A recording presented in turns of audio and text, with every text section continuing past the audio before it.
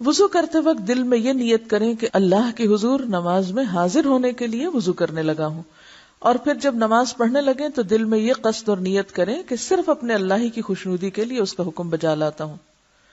نیت چونکہ دل سے تعلق رکھتی ہے اس لیے زبان سے ادا کرنے کی ضرورت نہیں، اور نیت کا زبان سے ادا کرنا رسول اللہ صلی اللہ علیہ وسلم کی سنت اور صحابہ کرام کے عمل سے ثابت نہیں، یعنی ایسی کوئی دلیل ہمیں نہیں ملتی کہ آپ نے نیت پڑھی ہو۔ نیت کی تو ہے لیکن نیت پڑھی نہیں۔ امام ابن تیمیہ رحمہ اللہ فرماتے ہیں کہ الفاظ سے نیت کرنا علماء مسلمین میں سے کسی کے نزدیک بھی مشروع نہیں۔ مشروع کا کیا معنی؟ جی ہاں، شریعت میں نہیں۔ رسول اللہ صلی اللہ علیہ وسلم نے، آپ کے خلفاء اور دیگر صحابہ، اور نہ ہی اس امت کے سلف اور ائمہ میں سے کسی نے، یعنی بڑے بڑے علماء میں سے کسی نے الفاظ سے نیت نہیں کی۔ عبادات میں مثلا وضو، غسل، نماز، روزہ اور زکوٰۃ وغیرہ میں جو نیت واجب ہے، بالاتفاق تمام ائمہ مسلمین کے نزدیک اس کی جگہ دل ہے۔ امام ابن حمام اور ابن قیم بھی اس کو بدعت کہتے ہیں۔ اب یہاں حاشیے میں ذرا دیکھیے، نمبر 1 حاشیہ، اپنے دل میں کسی کام کی نیت کرنا اور ضرورت کے وقت کسی کو اپنی نیت سے آگاہ کرنا ایک جائز بات ہے، مگر نماز سے پہلے نیت پڑھنا، نیت کرنا نہیں بلکہ پڑھنا، عقل اور نقل اور لغت تینوں کے خلاف ہے۔ نمبر 1، عقل کے خلاف اس لیے ہے کہ بے شمار ایسے کام ہیں جنہیں شروع کرتے وقت ہم زبان سے نیت نہیں پڑھتے، کیونکہ ہمارے دل میں انہیں کرنے کی نیت اور ارادہ موجود ہوتا ہے۔ مثلا جوتا پہننے لگتے ہیں تو کبھی نہیں پڑھتے جوتا پہننے لگا ہوں وغیرہ وغیرہ۔ تو کیا نماز ہی ایک ایسا کام ہے جس کے آغاز میں اس کی نیت پڑھنا ضروری ہو گیا؟ نماز کی نیت تو اسی وقت ہو جاتی ہے جب آدمی اذان سن کر مسجد کی طرف چل پڑتا ہے، اور اسی نیت کی وجہ سے اسے ہر قدم پر نیکیاں ملتی ہیں۔ لہذا نماز شروع کرتے وقت جو کچھ پڑھا جاتا ہے وہ نیت نہیں بدعت ہے۔ اور پھر آپ دیکھیے کہ ایک اور حدیث میں بھی آتا ہے نا کہ جب ایک انسان نماز کا انتظار کرتا ہے تو نماز کے انتظار میں جو وقت گزرتا ہے وہ بھی دراصل کس میں ہوتا ہے؟ تو وہ جو انتظار کا وقت ہے وہ نیت کے بغیر تو نہیں انتظار ہوگا نا۔ نمبر 2، نقل کے خلاف، اس لیے کہ نبی اکرم صلی اللہ علیہ وسلم اور صحابہ کرام باقاعدگی کے ساتھ نمازیں پڑھا کرتے تھے، اور اگر وہ اپنی نمازوں سے پہلے نیت پڑھنا چاہتے تو ایسا کر سکتے تھے، ان کے لیے کوئی رکاوٹ نہیں تھی۔ لیکن ان میں سے کبھی کسی نے نماز سے پہلے مروجہ نیت نہیں پڑھی، اس کے برعکس وہ ہمیشہ اپنی نمازوں کا آغاز تکبیر تحریمہ یعنی اللہ اکبر سے کرتے رہے۔ ثابت ہوا کہ نماز سے پہلے نیت نہ پڑھنا سنت ہے۔ نمبر 3، لغت کے اس لیے خلاف ہے کہ نیت عربی زبان کا لفظ ہے، عربی میں اس کا معنی ارادہ ہے۔ نیت کا معنی کیا ہے؟ ارادہ، اور ارادہ دل سے کیا جاتا ہے، زبان سے نہیں۔ بالکل اسی طرح جیسے دیکھا آنکھ سے جاتا ہے، پاؤں سے نہیں۔ دوسرے لفظوں میں نیت دل سے کی جاتی ہے، زبان سے پڑھی نہیں جاتی۔ بعض لوگ روزہ رکھنے کی دعا، حج کے تلبیہ اور نکاح میں ایجاب و قبول سے نماز والی مروجہ نیت کو ثابت کرنے کی کوشش کرتے ہیں۔ عرض یہ ہے، روزہ رکھنے کی دعا والی حدیث ضعیف ہے، لہذا حجت نہیں ہے۔ حج کا تلبیہ صحیح احادیث سے ثابت ہے، وہ نبی اکرم صلی اللہ علیہ وسلم کی پیروی میں کہنا ضروری ہے، مگر نماز والی مروجہ نیت کسی حدیث میں وارد نہیں ہوئی۔ رہ گیا نکاح میں ایجاب و قبول کا مسئلہ، چونکہ نکاح کا تعلق حقوق العباد سے ہے، اور حقوق العباد میں محض نیت سے نہیں بلکہ اقرار، تحریر اور گواہی سے معاملات طے پاتے ہیں۔ یعنی وہاں صرف ارادہ ہی کافی نہیں کہ کوئی شخص نکاح کا ارادہ کر لے، اگر اس طرح صرف ارادے سے نکاح ہو جائے تو کوئی بے نکاح نہ رہے۔ جبکہ نماز میں تو بندہ اپنے رب کے حضور کھڑا ہوتا ہے جو تمام نیتوں کو خوب جاننے والا ہے، پھر وہاں نیت پڑھنے کا کیا تک بنتا ہے؟ قیام۔ حضرت عمران بن حسین رضی اللہ عنہ بیان کرتے ہیں کہ مجھے بواسیر کی تکلیف تھی، نبی صلی اللہ علیہ وسلم نے فرمایا، صلی قائما فإن لم تستطع فقاعدا فإن لم تستطع فعلى جنب، کہ ممکن ہو تو کھڑے ہو کر نماز ادا کرو، اگر طاقت نہ ہو تو بیٹھ کر، اگر بیٹھ کر ادا کرنے کی بھی طاقت نہ ہو تو لیٹ کر نماز ادا کرو۔ یہ حکم کس کے لیے؟ بیمار کے لیے، لیکن اصل کیا ہے؟ قیام۔ نبی صلی اللہ علیہ وسلم نے دیکھا کہ کچھ لوگ بیٹھ کر نمازیں ادا کر رہے ہیں۔ آپ نے فرمایا، بیٹھ کر نماز ادا کرنے والے کو کھڑے ہو کر نماز ادا کرنے والوں کی نسبت نصف ثواب ملے گا۔ نبی صلی اللہ علیہ وسلم کی عمر زیادہ ہو گئی تو آپ نے جائے نماز کے قریب ایک ستون تیار کرایا جس پر آپ نماز کے دوران ٹیک لگاتے تھے، یعنی پھر بھی بیٹھتے نہیں تھے، ٹیک لگا لیتے تھے لیکن کھڑے ہو کے پڑھتے تھے۔ تو اس سے پتہ چلتا ہے کہ قیام بے حد ضروری ہے۔ نبی صلی اللہ علیہ وسلم رات کا بڑا حصہ کھڑے ہو کر نوافل ادا کرتے اور کبھی بیٹھ کر، یعنی فرض نماز تو آخر عمر تک آپ نے کھڑے ہو کر پڑھی، لیکن نوافل کبھی بیٹھ کر بھی۔ جب قرات کھڑے ہو کر فرماتے تو اسی حالت یعنی قیام سے رکوع کی حالت میں منتقل ہوتے، اور جب بیٹھ کر قرات فرماتے تو اسی حالت میں رکوع بھی فرماتے تھے، یعنی اگر قیام کھڑے ہو کے ہوتا تو رکوع بھی کھڑے ہو کر، اور اگر قیام بیٹھ کر ہوتا تو پھر رکوع بھی بیٹھے بیٹھے ادا کرتے۔ ایسا نہیں تھا کہ پھر کھڑے ہو کے رکوع کر کے پھر سجدے میں جائیں۔ اور کبھی آپ صلی اللہ علیہ وسلم بیٹھ کر قرات فرماتے، جب قرات سے 30 یا 40 آیات باقی ہوتی تو آپ صلی اللہ علیہ وسلم کھڑے ہو کر ان کی تلاوت فرماتے، پھر حالت قیام سے رکوع میں چلے جاتے۔ دوسری رکعت میں بھی آپ صلی اللہ علیہ وسلم کا یہی معمول ہوتا، یعنی کبھی آپ بیٹھ کر بھی قرات فرماتے، جب 30-40 آیات باقی ہوتی تو کھڑے بھی ہو جاتے۔ تو اس سے کیا پتہ چلتا ہے کہ ایک ہی رکعت آدھی بیٹھ کے اور آدھی کھڑے ہو کر بھی ادا کی جا سکتی ہے، خاص طور پر جب طویل قیام ہو۔ اس حالت میں پھر رکوع دوبارہ بیٹھ کے نہیں کیا جائے گا، بلکہ جو آخری پوزیشن ہوگی کھڑے ہونے کی یا بیٹھنے کی، مثلا اگر آپ شروع میں کھڑے رہے اور پھر آدھے کے بعد بیٹھ گئے تو پھر رکوع بھی بیٹھ کر ہوگا، اور اگر آپ پہلے کھڑے ہو کے پڑھ رہے تھے پھر بیٹھ گئے اور پھر کھڑے ہو گئے تو پھر رکوع بھی قیام کی حالت میں ہوگا۔ دوسری رکعت میں بھی آپ کا یہی معمول ہوتا۔ تکبیر اولا، اولا کا کیا مطلب ہوتا ہے؟ پہلی۔ قبلہ کی جانب منہ کر کے اللہ اکبر کہتے ہوئے رفع الیدین کرے۔ رفع کا معنی ہوتا ہے بلند کرنا، یدین ہے دونوں ہاتھ، دونوں ہاتھوں کو بلند کریں، یعنی دونوں ہاتھوں کو کندھوں تک اٹھائیں، کندھوں تک۔ بعض روایات میں کانوں تک بھی آتے ہیں لیکن کانوں کو چھونے کی ضرورت نہیں، کندھوں تک۔ حضرت عبداللہ بن عمر فرماتے ہیں، رأیت النبی صلی اللہ علیہ وسلم افتتح التکبیر فی الصلاة فرفع یدیہ حین یکبر حتی یجعلہما حذو منکبیہ۔ میں نے نبی صلی اللہ علیہ وسلم کو دیکھا، آپ نے نماز کی پہلی تکبیر کہی اور اپنے دونوں ہاتھ کندھوں تک اٹھائے۔ ہاتھ اٹھاتے وقت انگلیاں نارمل طریقے پر کھلی رہیں، یعنی انگلیوں کو تکلف سے سیدھا اکڑانے کی ضرورت نہیں ہے، بلکہ نارمل طریقے سے جیسے آپ کی عموماً کھلتی ہیں، کسی کا ہاتھ زیادہ کھل جاتا ہے کسی کا تھوڑا کم، لیکن ڈھیلا بھی نہیں چھوڑنا اور اکڑانا بھی نہیں، نارمل رکھنا ہے۔ انگلیوں کے درمیان زیادہ فاصلہ کریں، نہ انگلیاں ملائیں، یعنی نہ تو انگلیاں کھولیں کہ جیسے پورے ہاتھ کھول دیے جاتے ہیں پنجہ، اور نہ ہی آپ ان کو آپس میں جوڑیں، بلکہ بس اٹھاتے وقت جتنا وہ نارملی کھلیں یا ان کے درمیان فاصلہ ہو بس اتنا ہی ٹھیک ہے۔ ایسا کیوں کرنے کو کہا گیا؟ خشوع برقرار رکھنے کے لیے کہا گیا ہے، تاکہ کوئی چیز آرٹیفیشلی تکلفاً یا مصنوعی طریقے سے نہ ہو، یا کوئی ٹینشن اپنے اوپر نہ لی جائے، بلکہ نیچرل طریقے سے، نارمل طریقے سے فرض ادا کیا جائے۔ رسول اللہ صلی اللہ علیہ وسلم دونوں ہاتھ کندھوں تک اٹھاتے۔ نبی اکرم صلی اللہ علیہ وسلم کبھی کبھی ہاتھوں کو کانوں تک بلند فرماتے، یعنی دونوں طریقے ملتے ہیں، کبھی یعنی بالکل برابر ہی اور کبھی ذرا اونچا بھی، یعنی اس میں اتنا کوئی بہت فرق نہیں ہے، سر تک تو نہیں لے جانا، یعنی کانوں اور کندھے میں تھوڑا سا ہی فرق پڑتا ہے۔ شیخ البانی فرماتے ہیں کہ رفع یدین کرتے وقت ہاتھوں سے کانوں کو چھونے کی کوئی دلیل نہیں ہے، ان کا چھونا بدعت ہے یا وسوسہ۔ وسوسہ کیا کہ شیطان کہتا نہیں ابھی تم نے صحیح نہیں اٹھائے، پہلے جب تک وہاں ناپ کے نہ دیکھو یا ٹچ کر کے نہ دیکھو کان کہ صحیح جگہ تک پہنچے ہیں کہ نہیں، تو یہ طریقہ درست نہیں ہے۔ بس اس وقت بہت کانشیس ہونے کی ضرورت نہیں ہے، ہاتھ اٹھانا ہی اصل چیز ہے۔ مسنون طریقہ ہتھیلیاں کندھوں تک یا کانوں تک اٹھانا ہے۔ ہاتھ اٹھانے کے مقام میں مرد اور عورت دونوں برابر ہیں، ایسی کوئی حدیث موجود نہیں جس میں یہ تفریق ہو کہ مرد کانوں تک اور عورتیں کندھوں تک بلند کریں۔ پھر دایاں ہاتھ بائیں ہاتھ پر رکھ کر سینے پر باندھ لیں۔ دایاں ہاتھ بائیں ہاتھ پر رکھ کر سینے پہ باندھ لیں۔ کس طرح؟ سینے پر ہاتھ باندھنا۔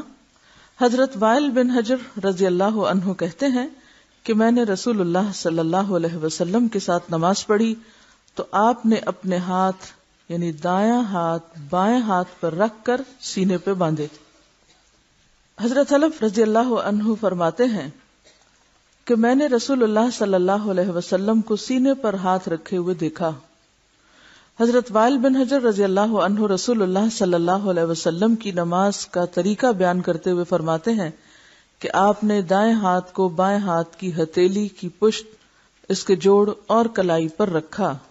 ہمیں بھی دایاں ہاتھ بائیں ہاتھ پر اس طرح رکھنا چاہیے کہ دایاں ہاتھ بائیں ہاتھ کی ہتھیلی کی پشت، جوڑ اور کلائی پر آ جائے، جوڑ اور کلائی پر آ جائے، اور دونوں ہاتھوں کو سینے پر باندھا جائے تاکہ تمام روایات پر عمل ہو سکے۔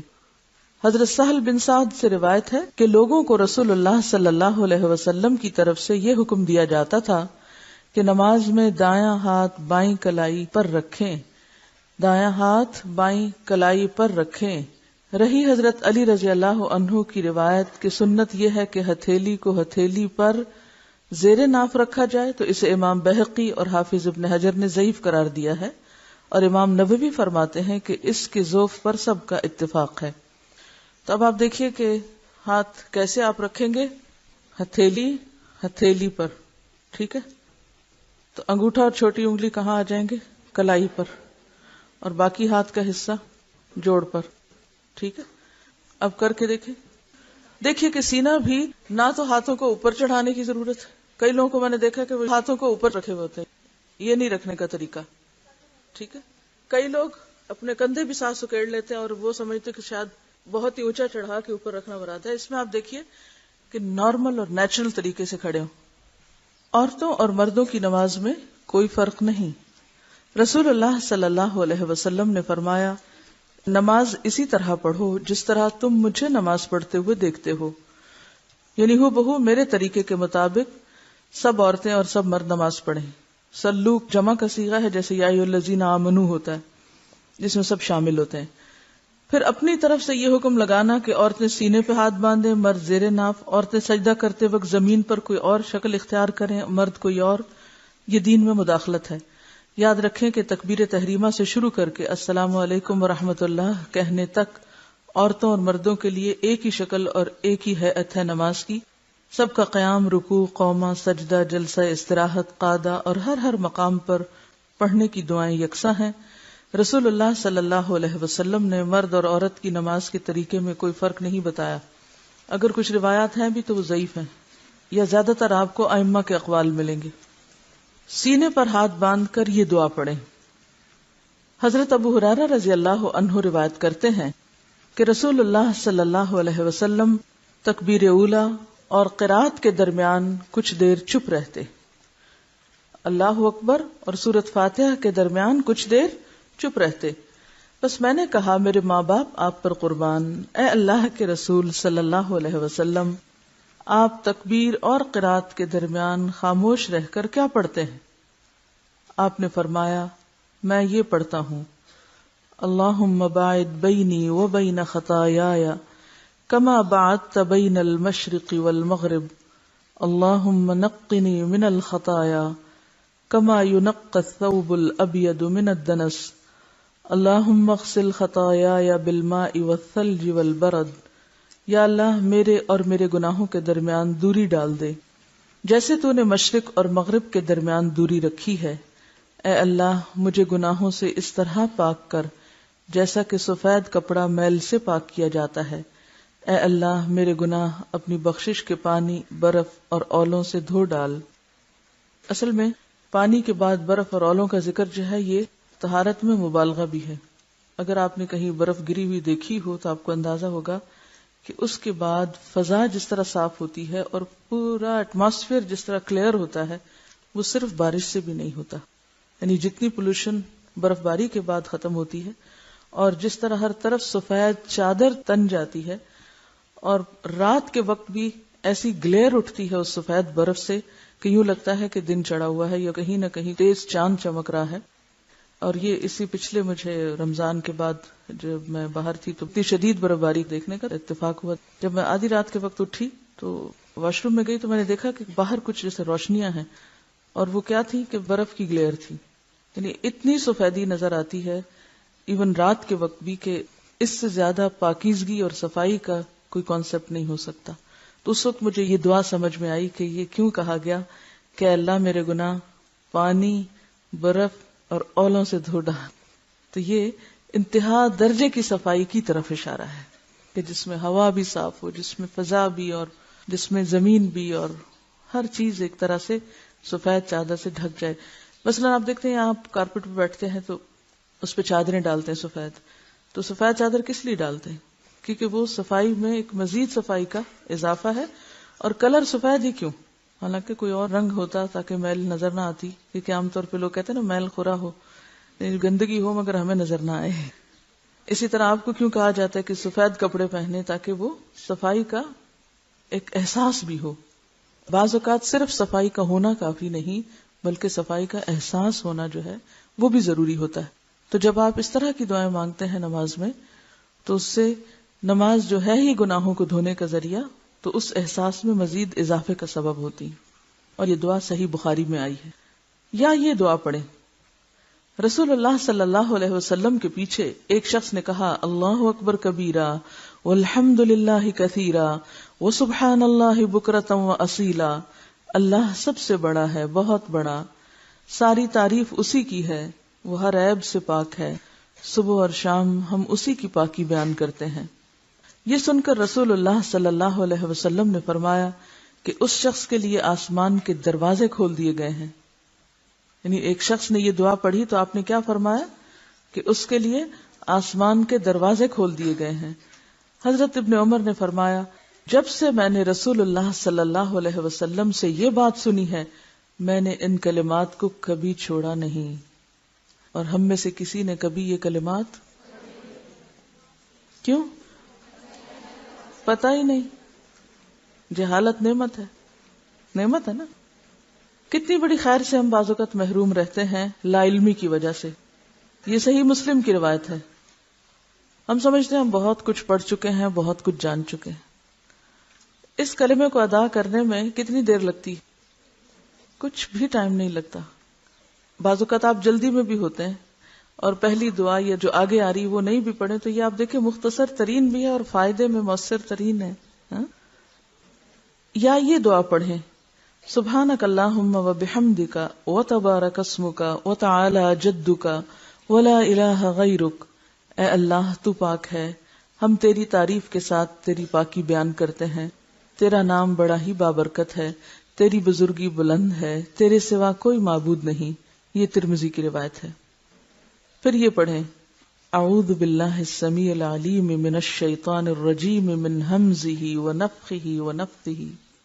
اللہ کی پناہ مانگتا ہوں جو ہر آواز کو سننے والا اور ہر چیز کو جاننے والا ہے، مردود شیطان کے شر سے، اس کے خطرے سے، اس کی پھونکوں سے اور اس کے وسوسے سے. کتنی خوبصورت دعا ہے، کتنی خوبصورت طریقے کی پناہ مانگی گئی ہے.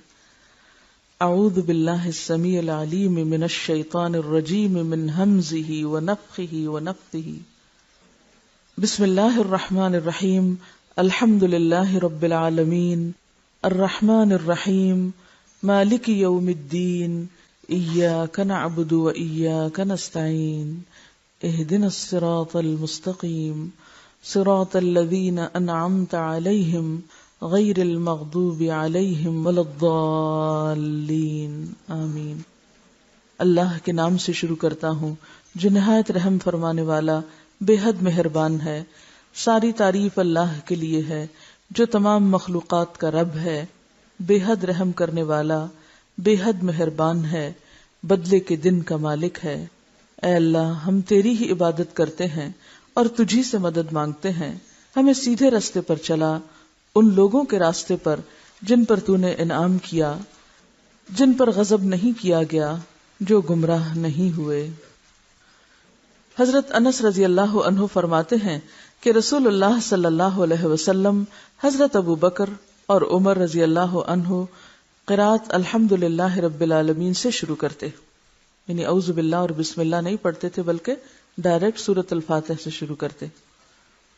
حضرت انس کہتے ہیں کہ میں نے رسول اللہ صلی اللہ علیہ وسلم، ابو بکر، عمر اور عثمان کے پیچھے نماز پڑھی، وہ بلند آواز سے بسم اللہ نہیں پڑھا کرتے تھے. ٹھیک ہے، یعنی دل میں پڑھتے تھے. آپ بسم اللہ الرحمن الرحیم سرن یعنی آہستہ پڑھتے تھے. امام ابن تیمیہ فرماتے ہیں کہ حدیث کی معرفت رکھنے والے اس امر پر متفق ہیں کہ امام کے لیے بسم اللہ زور سے پڑھنے کی کوئی صریح روایت نہیں ہے، لیکن اگر ہم اپنے دل میں نماز پڑھ رہے ہیں تو اعوذ باللہ بسم اللہ سب پڑھیں گے. اگر نماز میں جمائی آ جائے تو اسے حد الوسع روکیں، نہ روکے تو منہ پر ہاتھ رکھیں اور آواز بلند نہ کریں، کیونکہ جمائی لیتے وقت بلند آواز کرنا جو ہے وہ نماز میں خلل کا ذریعہ ہے. یہ جو دعائیں آپ نے پڑھی ہیں ان کو ذرا ایک دفعہ دہرا لیتے ہیں. اللهم باعد بيني وبين خطاياي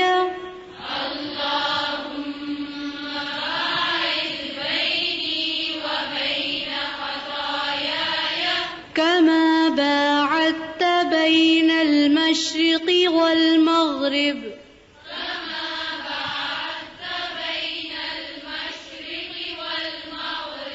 اللهم نقني من الخطايا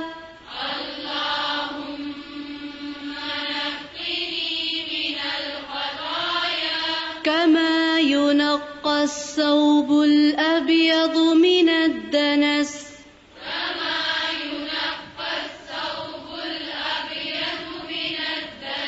اللهم اغسل خطاياي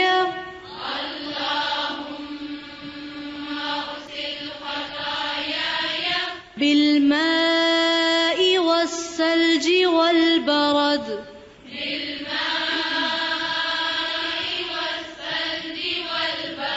سبحانك اللهم وبحمدك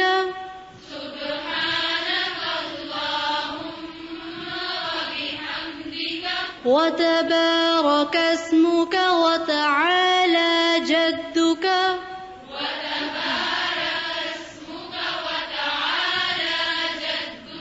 ولا إله غيرك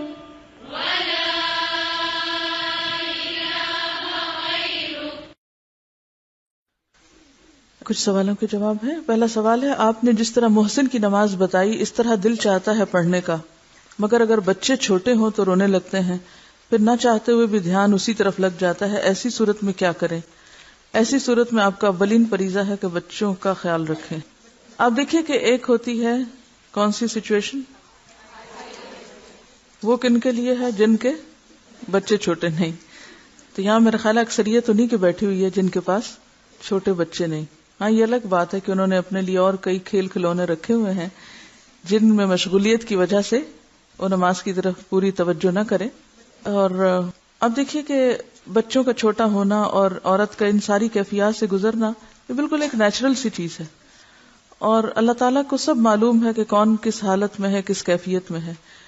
ایون بچے چھوٹے بھی ہوں تو ایسا نہیں ہوتا کہ سارا وقت بچے جاگ ہی رہے ہوں. مثلاً آپ جب وہ سو جائیں پھر عشاء کی نماز پڑھ سکتے ہیں، یا فجر کی، یا تہجد کی، یا دن میں کسی وقت، کیونکہ ہمیشہ بچے ایک حالت میں نہیں رہتے، بچے بھی ایک حالت سے دوسری حالت میں چلتے چلے جاتے ہیں. اور جب ایسا وقت ہو کہ بچے واقعی بہت چھوٹے ہیں اور بہت پریشان کن حالات ہوں تو پھر اللہ تعالیٰ جانتا ہے کہ کون کس مشکل میں ہے. لا یکلف اللہ نفسا الا وسعہا. لیکن ہمیں ہمیشہ عذر نہیں، کیا تلاش کرنا ہے؟ عزیمت کی راہیں اختیار کرنی ہے.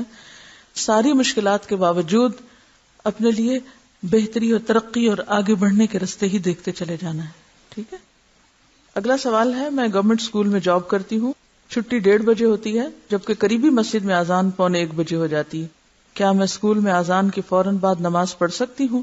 اس سے اسکول کے وقت میں امانت میں خیانت تو نہ ہوگی؟ کیا جواب دیں گے؟ اگر تو آپ کلاس نہیں لے رہے اور کوئی ایسا کام بھی نہیں ہے اس وقت، بعض اوقات اسٹاف محض گپ شپ کر رہا ہوتا ہے اسٹاف روم میں، اور چونکہ چھٹی کے وقت قریب ہے تو اس وقت بیٹھ کے کوئی آفس کا ورک بھی نہیں، کوئی ہوم ورک کی کاپیاں وہ آپ گھر لے جا رہے ہیں، تو گویا وہ کام جو آپ اسکول میں کر سکتے تھے وہ آپ گھر پہ لے جا رہے ہیں، اور گھر کا وقت جو ہے وہ اسکول کے وقت کو دے رہے ہیں، تو اس صورت میں آپ ادلا بدلا تھوڑا سا اگر کر لیں تو کوئی حرج نہیں، کیونکہ بہرحال اول وقت میں نماز جو ہے وہ افضل ہے. یعنی یہ صرف اس صورت میں ہے کہ جب آپ سمجھتے ہیں کہ اس وقت کا جو کام ہے وہ میں چھٹی کے بعد بھی کر سکتی ہوں. لیکن اگر آپ اس وقت کلاس لے رہے ہیں تو آپ یہ نہیں کر سکتے کہ آپ کلاس چھوڑ کے پہلے اول وقت میں نماز پڑھنا شروع کر دیں اور پھر بعد میں آ کے کلاس لیں، کیونکہ اس سے بچوں کا نقصان ہوگا. یا کوئی میٹنگ چھوڑ دیں یا کہیں ڈیوٹی چھوڑ دیں، مثلا آپ ریسپشن پہ کھڑے ہیں یا کہیں بھی، تو یہ طریقہ درست نہیں ہوگا. سمجھ گئے؟ اگر آپ سمجھتے ہیں کہ چھٹی کے بعد جب آپ کا گھر بہت دور ہے اور آپ کی قضا ہو جائے گی نماز، تو آپ فرض پڑھ کے نکلیں. فرض پڑھنے میں کتنی دیر لگے گی؟ another 10 minutes. میرا نہیں خیال کہ ہم 10 منٹ سے زیادہ 4 رکعت میں لگاتے ہوں. اور یہ تو ہر شخص کا انڈیویجول فریضہ ہے نا، اس کو حفاظت کرنی ہے نا اپنی نماز کی، اس کو بھاگ دوڑ کرنی ہے کہ میں زیادہ سے زیادہ بہتر طور پہ پڑھ لوں. اب اگر ایک شخص صرف یہ بہانہ کرے وہ بہت واش روم کی لمبی لائن ہے لہٰذا میں تو اب اس وقت یہ کر رہا ہوں، نہیں، آپ کو پتا ہونا چاہیے کہ آپ نے اس کا بندوبست کیسے کرنا ہے. اگر ایک جگہ لائن لمبی ہے تو دوسری جگہ چلے جائیں. عام طور پر میں نے دیکھا ہے کہ لوگ جو واش روم میں بھی جاتے ہیں تو 5-6 بھی ہیں نا تو سارے پہلے پہ ہی کھڑے ہو جائیں گے، تھوڑا سا آگے بڑھ کے وہ آخری تک نہیں جائیں گے. تکلیف نہیں ہم کرنا چاہتے، عقل استعمال نہیں کرنا چاہتے کہ میرے وقت کی بچت کہاں سے ہو سکتی ہے. ہم صرف یہ بہانہ کر دیتے ہو چونکہ لائن لمبی ہے اس لیے میں نماز لیٹ پڑھ رہی ہوں. جب تک ہمارے اپنے اندر تقویٰ نہیں آئے گا، جب تک اندر فرقان نہیں آئے گا، جتنی مرضی سہولتیں ہو جائیں ہم پھر بھی افضل درجے کا کام نہیں کر سکیں گے. بہت سی چیزیں ہم دوسروں پہ ڈال دیتے ہیں، چونکہ یہ چھٹی دیر سے دیتے ہیں اس لیے ہماری نماز لیٹ ہوتی ہے، تو پھر یہ ذمہ دار ہیں ہم نہیں، آپ خود بھی ذمہ دار ہیں کہ آپ اس وقت کو پھر اور کتنے بہتر طریقے سے استعمال کر سکتے ہیں. اور اگر کہیں رکاوٹ آ رہی، خلل آ رہا ہے تو اس کو دور کرنے کے لیے بھی اللہ نے عقل دی، اس کو بھی دور کرنا چاہیے. لیکن نماز تو بہرحال نماز ہے، فریضہ ہے. سبحانک اللہم و بحمدک نشہد ان لا الہ الا انت نستغفرک و نتوب الیک.